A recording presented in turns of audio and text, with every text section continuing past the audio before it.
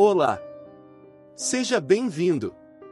Esse é um vídeo de Não Quero Te Encontrar, onde as pessoas relatam histórias onde definitivamente não querem encontrar a pessoa envolvida. Se inscreva no canal para nos apoiar e ver mais desse conteúdo. Muito obrigado!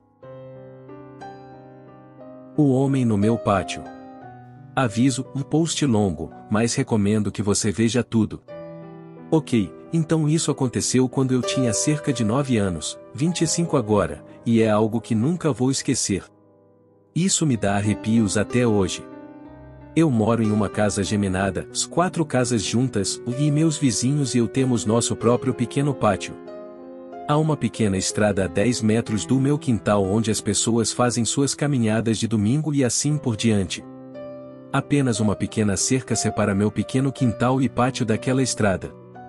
Eu moro em uma área bastante movimentada, com várias dessas casas geminadas espalhadas pelo meu bairro, então ver pessoas andando naquela rua é bastante normal para mim. Ver pessoas aleatórias paradas no meu pátio não é. Quando eu tinha 9 anos, geralmente chegava da escola cerca de 1 hora antes de minha mãe chegar do trabalho. Eu moro a cerca de 50 metros da escola, então minha mãe achou que eu era maduro o suficiente para ficar sozinho em casa por cerca de 1 hora antes de ela chegar em casa. Um dia cheguei em casa da escola.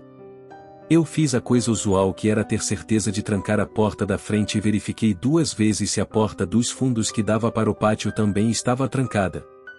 Eu tinha 9 anos, ficar sozinho era um pouco assustador, embora fosse no meio do dia e apenas por 1 hora, e então corri para o meu quarto no andar de cima para jogar o máximo de PlayStation possível antes que minha mãe chegasse em casa e me obrigasse a fazer trabalho de casa. Enquanto jogava, ouvi um barulho vindo de fora da minha janela. Meu quarto ficava um andar acima do pátio, com vista para a estrada de que falei antes, era como o som de um gato. Mas meu gato estava desaparecido há mais de 3 meses. A esperança acendeu e eu pensei, meu Deus, ele finalmente voltou. Desci as escadas correndo para verificar se era meu gato, mas a visão que encontrei me dá arrepios só de escrever isso. Havia um cara parado no meu pátio. Um cara alto com cabelo preto cobrindo metade dos olhos. Eu podia ouvi-lo fazendo sons agudos, quase como um miado de gato. Um líquido marrom escorria de sua boca e pude vê-lo cuspindo os cigarros pisados de meu pai. Ele estava realmente comendo do cinzeiro. Fiquei paralisado ao observar isso, acabei saindo e gritei tão alto que o homem deve ter ouvido. Ele não reagiu, continuou comendo do cinzeiro. Subi correndo para o meu quarto, tranquei a porta e liguei para minha mãe, que então chamou a polícia. Nunca estive tão apavorado na minha vida. Deitado na cama debaixo dos meus lençóis, tremendo de medo, enquanto ouço esses barulhos assustadores e agudos do cara comendo pedaços de cigarro do cinzeiro no meu pátio. Eu meio que desmaiei por um momento, porque a próxima coisa que me lembro é da polícia chegando na estrada perto do meu quintal. Eu os ouço conversando com o cara dizendo coisas como, "O que você está fazendo? Vem aqui ou vamos descer e prendê-lo", e assim por diante. Ele não respondeu, mas os sons agudos eram mais frequentes e altos. Resolvi olhar pela janela, me sentindo seguro agora que os policiais estavam lá. Pude ver 2 policiais parados perto da minha cerca, um homem e uma mulher. No entanto, não vi o homem assustador, porque ele estava parado diretamente um andar abaixo de mim e do meu campo de visão. A polícia pulou a cerca e me lembro de ouvir o cara assustador gritando mais alto do que qualquer coisa que já ouvi antes. Ele atacou a policial feminina com força total e a nocauteou. O policial então imediatamente deu um choque no cara, deixando-o tremendo no chão, gritando ainda. O policial lutou para mantê-lo no chão enquanto o algemava, mas acabou conseguindo.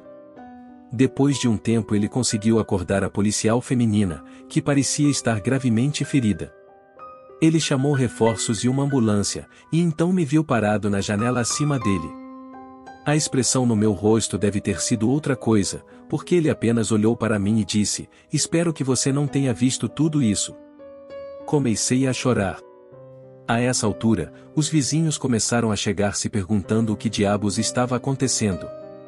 Uma vizinha minha, uma senhora idosa, me fez descer e cuidou de mim até minha mãe voltar para casa. A polícia levou o cara assustador com eles no carro e foi embora. Antes de partirem, eles prometeram voltar e conversar conosco sobre o que havia acontecido. É aqui que a história toma um rumo inesperado. O policial masculino voltou mais tarde naquela noite e sentou-se comigo e minha mãe para conversar. Ele explicou que o cara no meu pátio foi diagnosticado com autismo severo. Ele havia escapado de um estabelecimento onde moravam deficientes mentais, localizado a cerca de 5 quilômetros de onde eu moro. Ele explicou que o cara morava na minha casa há 5 anos, mas foi forçado a se mudar quando sua mãe, sua única cuidadora, morreu. O pobre rapaz provavelmente pensou que encontraria sua mãe em minha casa.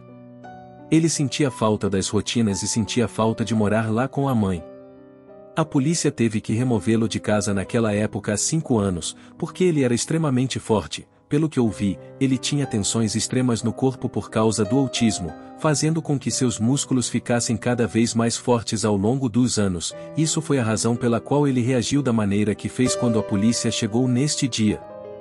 Ainda assustado, disse ao policial que ele precisava garantir que isso nunca mais acontecesse. Ele prometeu que não. Depois de algumas noites sem dormir, minha vida voltou ao normal. Os anos se passaram e o cara não voltou. Até um ano atrás, quando eu estava com 24 anos. Nessa época minha mãe e meu pai se mudaram, comprei a casa deles e moro lá até hoje. Eu estava curtindo meu café da manhã no pátio quando vejo um cara aleatório parando na estrada perto da minha cerca. Ele apenas fica lá, olhando para mim. Eu olho para ele e dou-lhe um aceno de cabeça. E então eu ouço os ruídos agudos. Puta merda, é ele. Seu cabelo ficou grisalho, mas os sons agudos me fizeram perceber. Meu coração disparou e imediatamente me lembrei do motivo de ele estar de volta. Percebi que ele deve ter conseguido escapar novamente. Como mantive a calma um pouco mais do que quando tinha 9 anos, comecei a perceber o quanto sentia pena do cara. 16 anos depois e ele estava de volta para procurar sua mãe. Resolvi perguntar-lhe cuidadosamente se queria descer ao pátio. Ele instantaneamente pulou a cerca. Comecei a pensar que ele iria me nocautear como fez com aquele policial. Ele não. Ele sorriu. Ele olhou para mim e sorriu. Ofereci-lhe que se sentasse. Ele não respondeu. Ofereci-lhe que entrasse. Ele começou a rir. Entramos. Seu rosto se iluminou, por alegria. Ele estava em casa. Isso lembrou da vida que ele teve com sua mãe. Quase me fez chorar. De repente, ele se sentou no meu sofá, ligou minha TV e mudou direto para os desenhos animados. Eu observei por um tempo, ele estava completamente focado nos desenhos animados. Eu só queria que ele aproveitasse o momento, então não disse nada a ele. Percebi que tinha que ligar para a instalação para avisá-los. Os zeladores chegaram 10 minutos depois. Depois de muito convencê-lo, ele se levantou, chorando, e eles voltaram para a instalação. Liguei para a instalação 2 dias depois. Fizemos um acordo. O nome dele é Tom, e agora considero Tom meu amigo. Todos os domingos desde o dia em que ele voltou, Tom e seus cuidadores me visitam para assistir a desenhos animados. Dizem que é o ponto alto da semana dele. Isso deixa meu coração quentinho.